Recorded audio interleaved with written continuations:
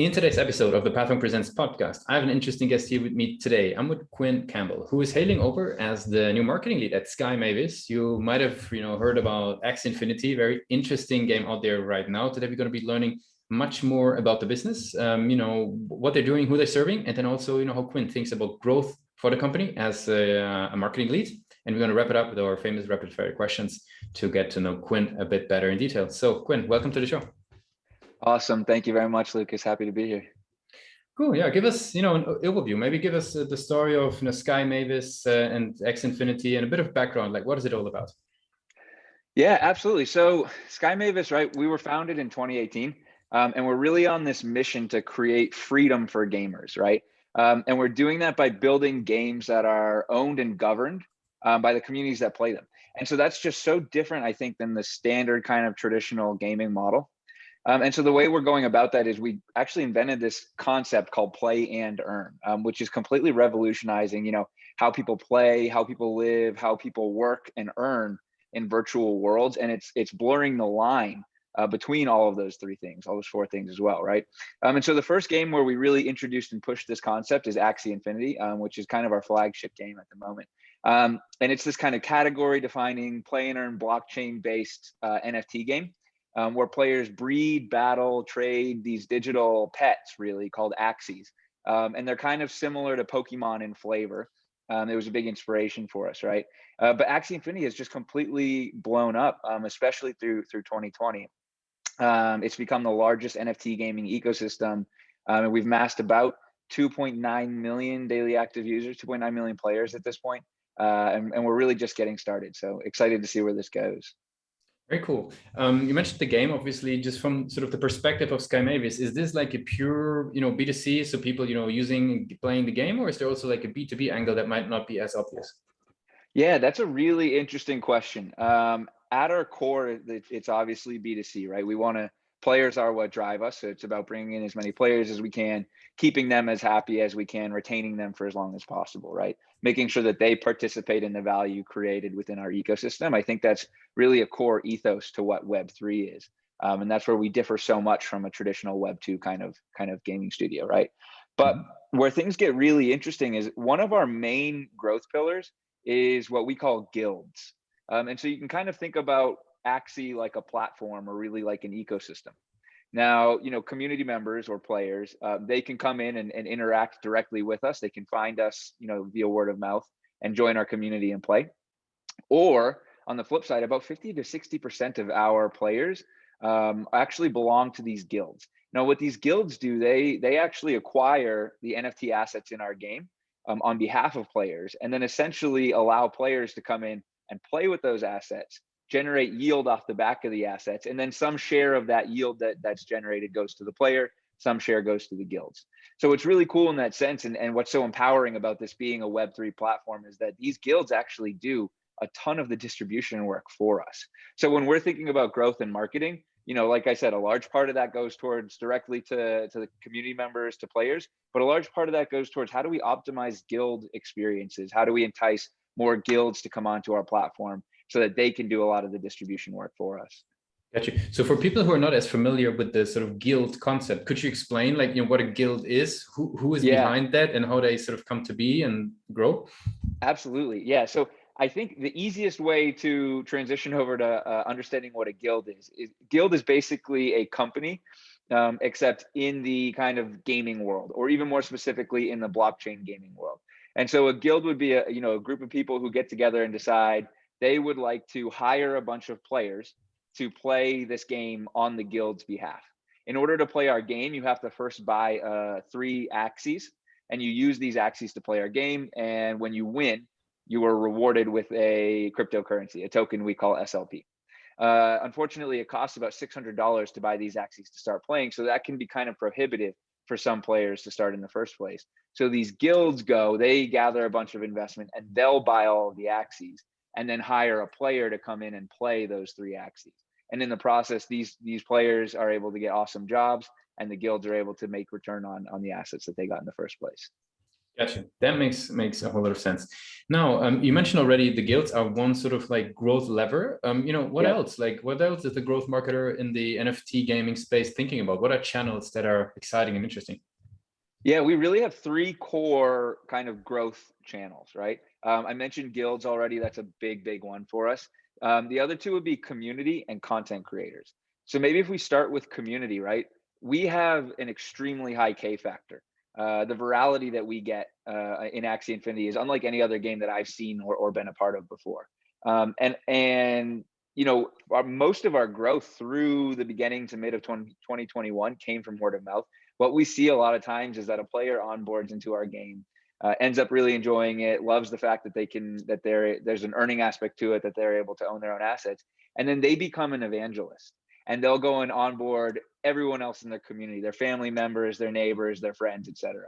Mhm. And so our community is extremely driven in bringing people on. And I think a large part of that is because they feel such ownership over the game themselves, right? Axie Infinity really isn't it's really not Sky Mavis's game. It's our game in that it really truly belongs to everybody because it has, player owned assets, and because it has a governance token, which is owned by everybody. So optimizing for that community part is big. The other one is content creators. A lot of people learn about this game or form sub communities around content creators on YouTube, on Twitch, and on Twitter. And so they're a very powerful growth channel for us as well. And so we're consistently optimizing those relationships too. Interesting. I'm curious, right? One maybe atypical question for a growth Yeah. marketer in that space would be sort of, how do you think about the website? I mean, there's xinfinity.com, you got you got skymavis.com. Like, is that something you as a growth marketer even like think much about, or are these other dynamics even driving everything forward? It's very different in the Web3 and the blockchain space. Those are definitely pieces for us to consider, but they're actually much lower priority. Yeah, And so consider. at the end of the day, we haven't even quite gotten there yet. We know it has to be optimized. But from our perspective, and really any kind of blockchain Web3 platform play perspective. So Axie Infinity, like I said, we can think of it like a platform. Ethereum, you can think of it like a platform. Your number one goal before you even really focus on growth is to onboard your first 10,000 co-owners of your ecosystem. Your first 10,000 players, like I said, they truly are co-owners. Because they're co-owners, they feel extremely evangelistic and they spread everything from there.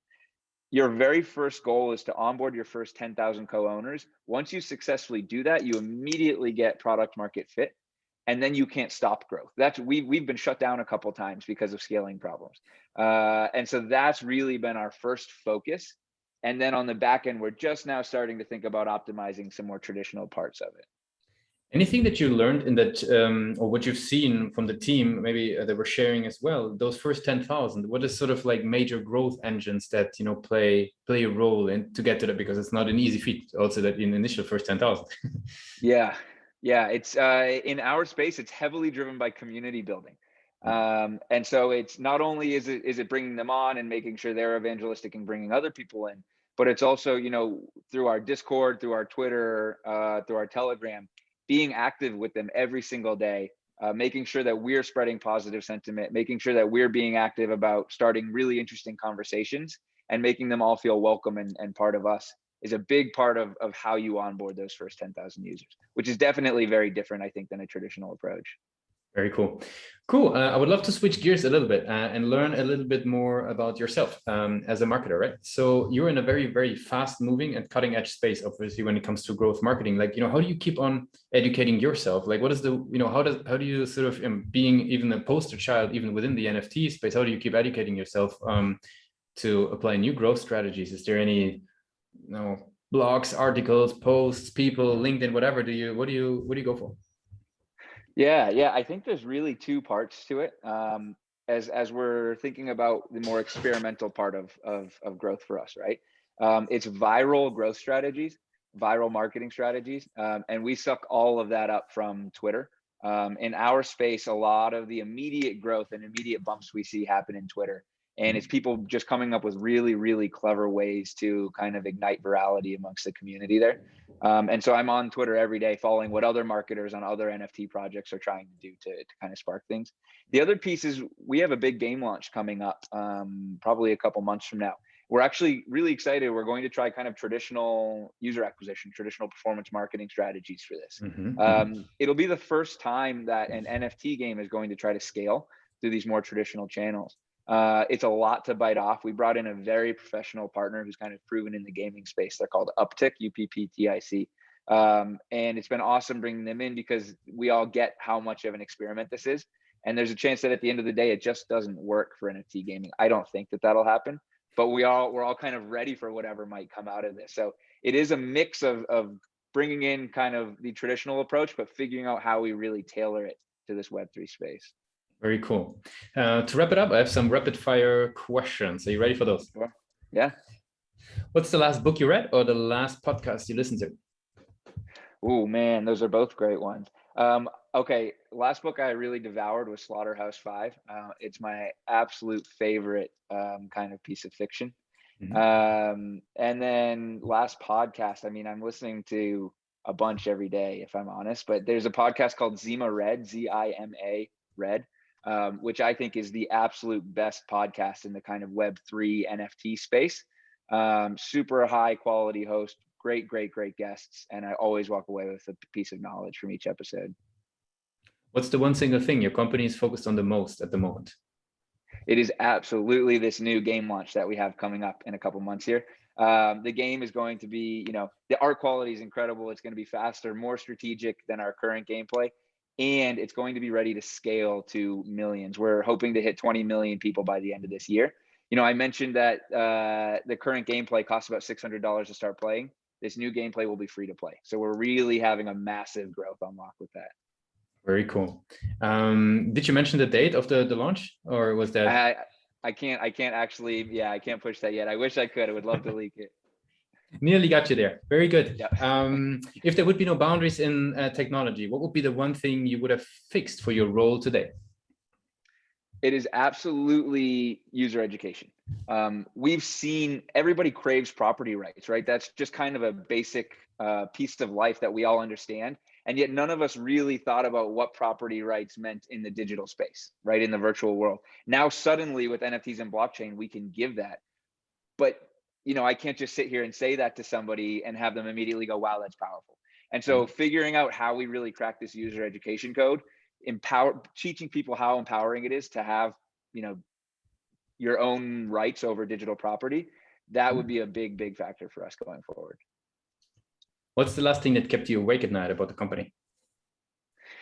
It is, one is this launch and making sure that we absolutely nail it globally. But two is, we're figuring out how to properly balance our economy. So our in-game economy is a real economy because it uses crypto tokens, which can be taken back out to fiat, to real world currency at any sense. So we're playing the role of a central bank, and we're a price taker for a lot of the pieces of the economy. We don't have a lot of control over it.